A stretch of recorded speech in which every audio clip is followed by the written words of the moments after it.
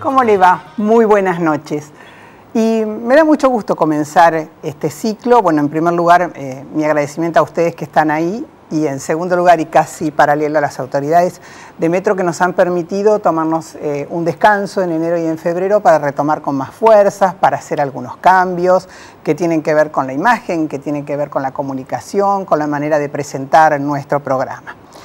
Y para este año también me gusta comentarles a ustedes que hemos hecho algunos pequeños cambios, porque nos parece que la Argentina necesita a veces que tengamos tiempos de prestarnos más atención, sobre todo en los diálogos con aquellos que saben específicamente de ciertos temas.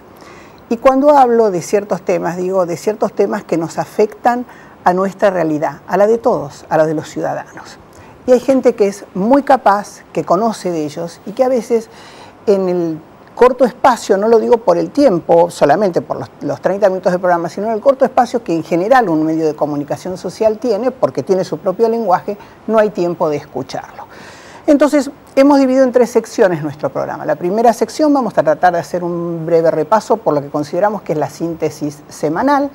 En la segunda parte vamos a tratar de hablar con el que consideramos que es el protagonista más activo de la semana en cuanto a su trabajo como periodista o a porque ha sido partícipe de algún hecho descollante en ello. Y por último vamos a terminar con nuestras conclusiones. Así que les propongo primera parte del programa con nuestra síntesis semanal.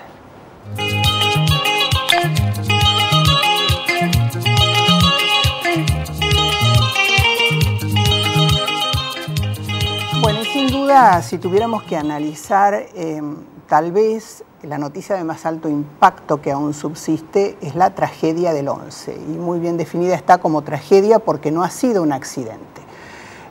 Se han multiplicado las voces en programas de mis colegas a propósito de las denuncias que los organismos de control habían hecho, desde la sindicatura, la Defensoría del Pueblo de la Nación. Sin ir más lejos, en el día de ayer se presentó uno de los informes que el entonces Defensor del Pueblo de la Nación, Eduardo Mondino, había hecho, en donde advertía y pedía una medida cautelar por la deficiencia que el sistema ferroviario argentino estaba presentando.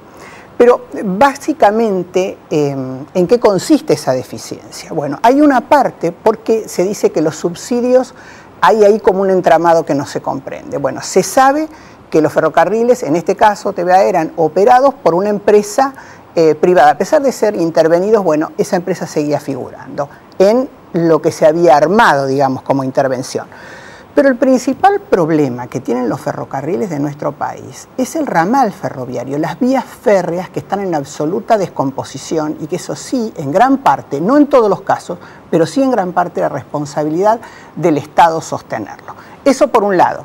Y si hablamos de los trenes de carga, fueron adjudicados muchas veces a empresas que el único objetivo que tenían era poder transportar aquello que producían o que fabricaban, y que para lo único que les interesaba tener ese transporte de cargas es el caso del que fuese de Aceitera Deza, el que fue el senador Urquía, que además fue senador de la Nación, que el portante de la carga del ferrocarril que tiene a su cargo simplemente lo que transporta es lo que fabrica la Aceitera General Deza.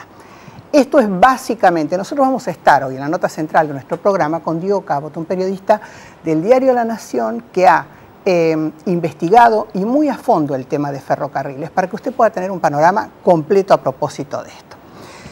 El segundo de los temas tiene que ver con lo que se ha denominado el caso Chicone.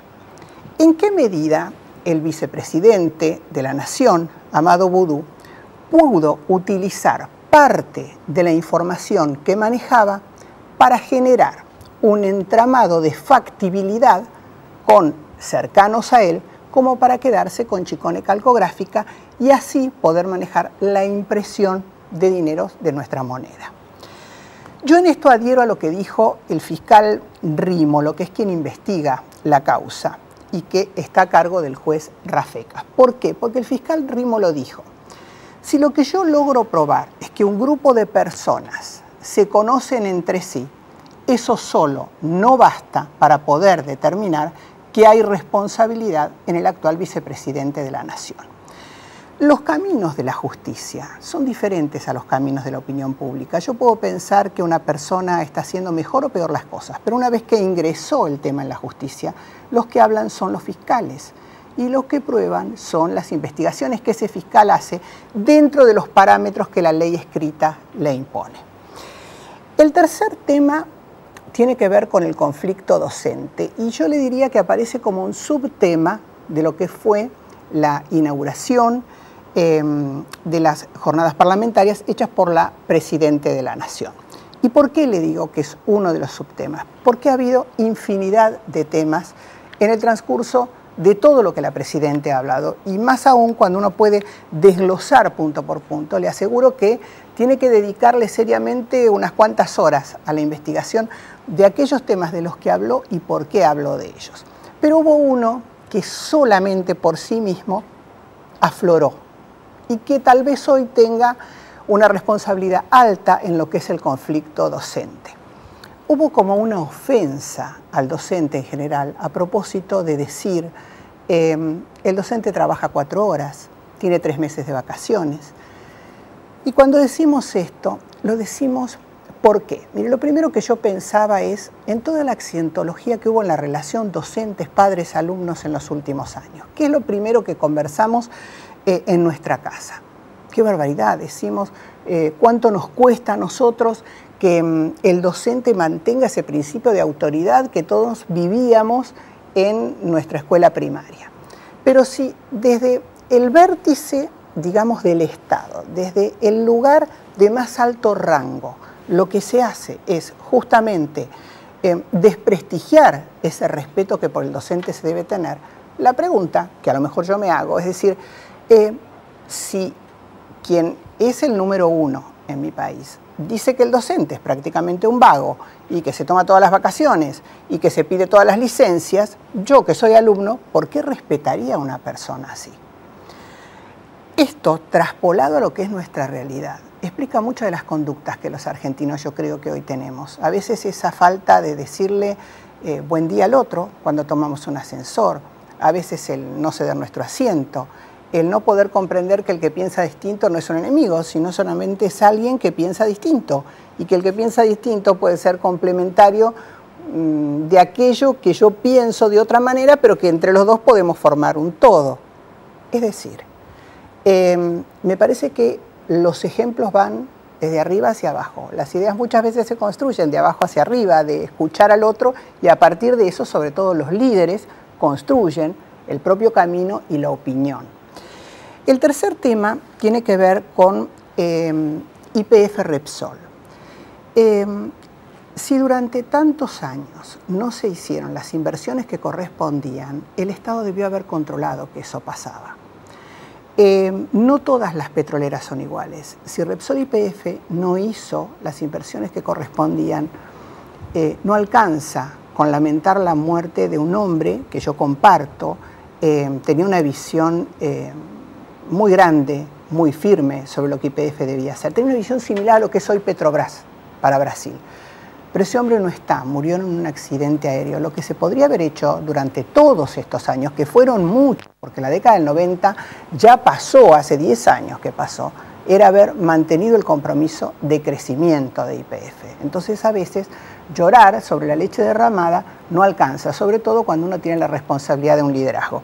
Y por último, y con esto concluyo, otra equivocación que hubo en el discurso fue a propósito del juez Garzón. El juez Garzón es un preclaro hombre de la justicia. ¿Quién puede discutirle nada al juez Garzón de lo que hizo con respecto a los derechos humanos?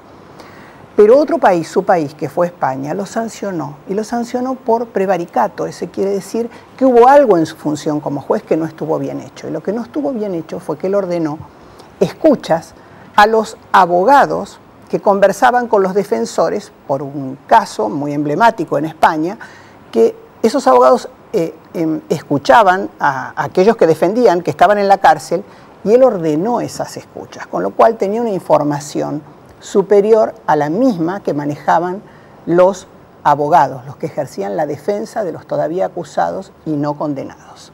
Por eso se lo sancionó al juez Garzón. Entonces, cuando uno comenta la verdad, hay que decirla en su totalidad. Muy bien. Vamos entonces, si le parece, por supuesto, a quienes nos acompañan en nuestro programa y después a la nota central.